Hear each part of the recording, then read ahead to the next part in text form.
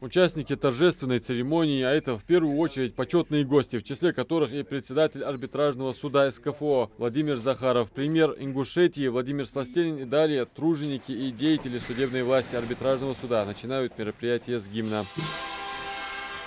Собравшимся деятелям арбитражного суда, а также представителям СМИ в торжественной обстановке представляют нового председателя арбитражного суда Ингушетии. Им стал Иса Измайлов. Мне поручено представить назначенного указом президента Российской Федерации 21 февраля 2025 года Ису Магомедовича Измайлова в качестве председателя арбитражного суда Республики Ингушетия. Спасибо большое, Иса Магомедович.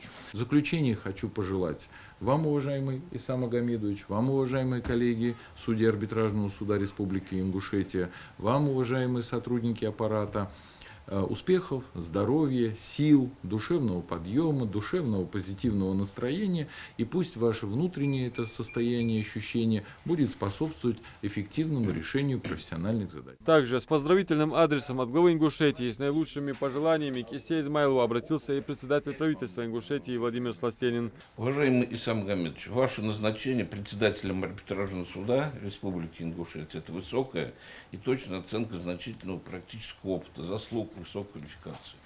Арбитражный суд Республики Ингушетия – это сфера ответственной, сложной деятельности людей, которые добросовестно служат торжеству закона. По роду деятельности арбитражный суд постоянно решает многие проблемы жителей нашего региона. Стаж работы Исы Измайлова по юридической специальности более 21 года, а стаж работы в должности судьи более 15 лет. Начинал свою трудовую деятельность в судебной системе с 2002 года с должности администратора районного суда, с 2009 года судьей Магасского районного суда. Далее возглавлял Сунжинский районный суд. С 2023 по февраль 2025 года являлся заместителем председателя Верховного суда Ингушетии. Зарекомендовал себя грамотным и ответственным руководителем, обладающим необходимыми организаторскими способностями и умением выполнять поставленные задачи.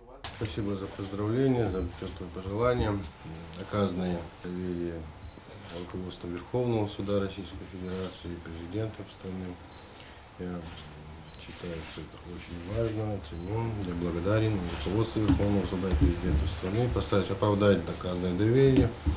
Я, можно сказать, уже погрузился в работу, имеются вопросы, которые требуют срочного решения, будем решать эти вопросы. Главное, чтобы судебная практика арбитражного суда республики шла в одном русле с судебной практикой страны. Мы будем ориентироваться на положение позиции Кассационного суда округа, прежде всего апелляции, чтобы в единой системе мы были на качественно высоком уровне. Поздравительным словом обратились и председатель 16-го арбитражного апелляционного суда Владимир Конопатов и председатель Верховного суда Ингушетии Иса Газиев.